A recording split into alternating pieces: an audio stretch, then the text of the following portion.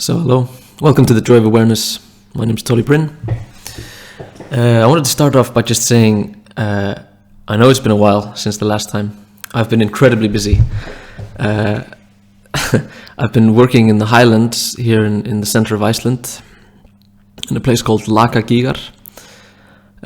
Most people probably don't know where that is or what significance it has, but it's the site of a huge eruption that happened 250 years ago and affected the whole world, and is in fact the third largest eruption in historical times. Pretty interesting, beautiful area as well. So I've been there for the last few weeks, and before that I was moving out of my my room that I've been renting, because I've just bought a small apartment in downtown Reykjavik, which is, I got it pretty cheap, but it's in bad condition, so I'll have to do a lot of work to renovate it. But my mind's been pretty much all over the place, and I haven't really had a chance to record any videos. So here I am again.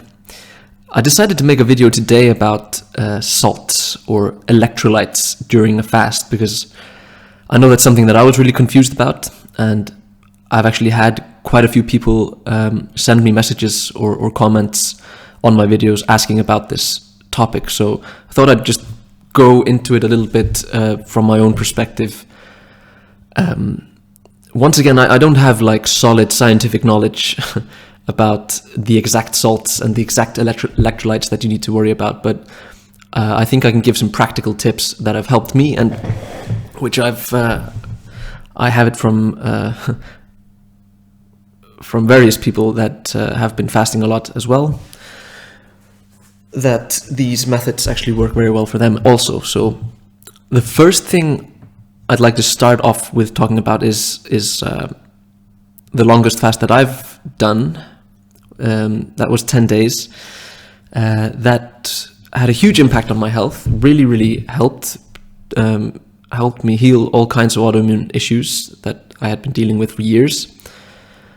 But I hadn't really thought it through completely, and well, maybe it's natural that you don't get it right the first time, but I drank only water with no salts in it during the entire fast, and that was a huge mistake. Soon enough I started developing like dizziness, minor headaches, cramps. At one point I actually collapsed and almost fainted due to kind of just dizziness and lethargy.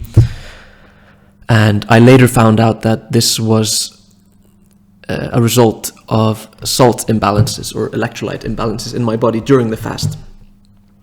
Since then I've changed it up a little bit by simply adding a little bit of sea salt or Himalayan pink salt into my water.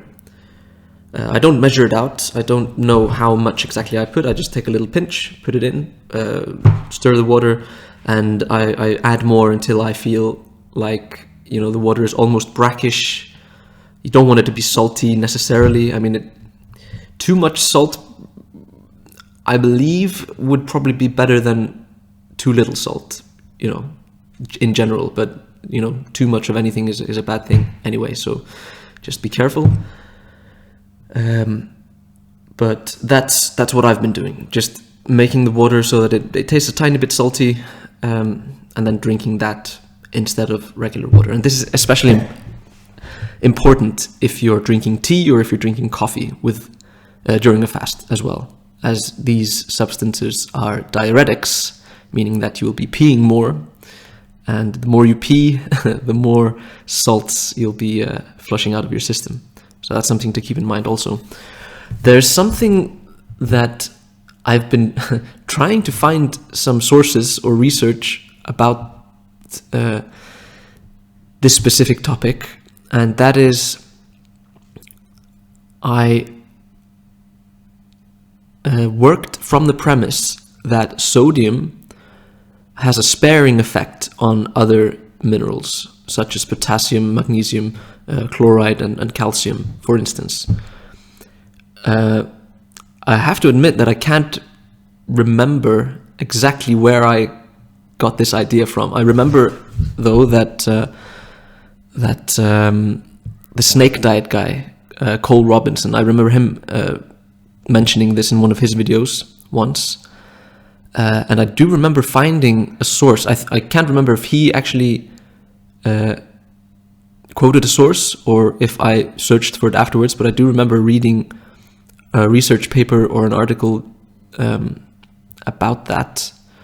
So that's something that you can keep in mind also. Many people talk about supplementing their fast with electrolytes supplements, which I'm sure won't really hurt. I mean, if you get a quality supplement for magnesium or for potassium chloride or whatever, it probably won't hurt. But I've found that in my own experience, simply adding a bit of sea salt into my water is enough to not get these mineral imbalances that I was talking about before, that I experienced in my 10-day fast. So that's something to think about, definitely. Finally, though, I think I should warn you that mineral imbalances can be dangerous. Just like I was talking about in my 10-day fast. You know, if you get to the point where you're like almost fainting or you have cramps or whatever, that's, I would say, definitely the point where you should stop your fast, have something to eat, and really just start going over, okay, what's going wrong here? Because during a fast, you shouldn't be feeling that way. I mean, it's normal to feel some sort of detoxifying symptoms sometimes, especially if you're dealing with some kind of chronic illness like I was. I kind of assumed that I was just dealing with some kind of detoxification. But if I'm going to be brutally honest, the reason why I didn't stop my fast back then was because I had become suicidal due to my endless battle with all kinds of autoimmune disease. So I wasn't really thinking straight. So that's my excuse for not stopping the fast right then. But thinking back, you know, I should have stopped. I really should have, because it's nothing to play around with, like mineral imbalances. Once again, I can't remember the source I have for this, but I have seen it mentioned many times that mineral imbalances can be a precursor to refeeding syndrome, which is something that you definitely do not want to deal with. I do believe that after my 10-day fast, was dealing with a probably mild version of refeeding syndrome. A few of the symptoms of refeeding syndrome that I can remember off the top of my head are just an insatiable appetite, which you might think would be natural after a 10-day fast. You'd like to eat a lot, but generally that's not the case. Like nowadays, when I finish a fast that's longer than 24 hours, you know, I may feel hungry, but I'm not like I'm not ravenous. I'm not eating a meal and then snacking for hours and then eating another meal. No, it doesn't work like that. I mean, you eat until you're full and then you feel fine. You're not hungry all the time. But after this 10-day fast, I was just constantly hungry and I couldn't get any satisfaction. Can't get no satisfaction from food. Like it tasted good and I felt full, but I still wanted to keep eating. So that's one of the symptoms, just kind of irrational appetite. Another symptom is fast weight gain. I had lost, I think it was around 12 kilograms during the 10-day fast. And in the next 5 days or so, I gained 7 kilos back, which is just ridiculous. And it was, I just didn't feel like it was healthy the way I was approaching food. That was like, you know, my intuitive feeling was just like, wow, okay, there is something wrong. Even though I felt so much better in all of the symptoms I had been trying to heal, even though I was 60 or 70% better in my skin, in my allergies, in my eyesight, and just like the muscle, how do you say, like the joint pain I had been feeling, and all, well, depression and the anxiety obviously as well. Like I was feeling so much better in so many ways, but I also felt like, wow, this probably isn't healthy. There's something wrong. There's something that I need to think about. And I started researching minerals at that point pretty deeply. Keep in mind though that, like I said before, I had been suicidally depressed, and I wasn't thinking straight. So it took me a while to just kind of get out of that mindset and into more of a, like, you know, I need to do this right. I need to be careful. I need to, you know, give my body what it needs. And that way I can start thriving and feeling awesome once again. So that's about what I wanted to talk about in this video. I thought it was important, and it certainly is important, and it's something that really needs to be kept in mind for any fast, really. Like I've even started dabbling with just adding salt to my water, even during a 24-day fast or an OMAD fast. Although it's strictly, I don't think it's necessary. Like you're eating once a day, and you are presumably getting salts through your diet, or you should be. But especially like anything longer than that, 2 or 3 or 4 or 5 day fast, or anything longer, you know, you should be supplementing with sea salt at least. And you know, you can use your own discretion on whether you want to buy expensive supplements. Also, just make sure that they are in fact quality supplements, that they don't have any extra unnecessary chemicals or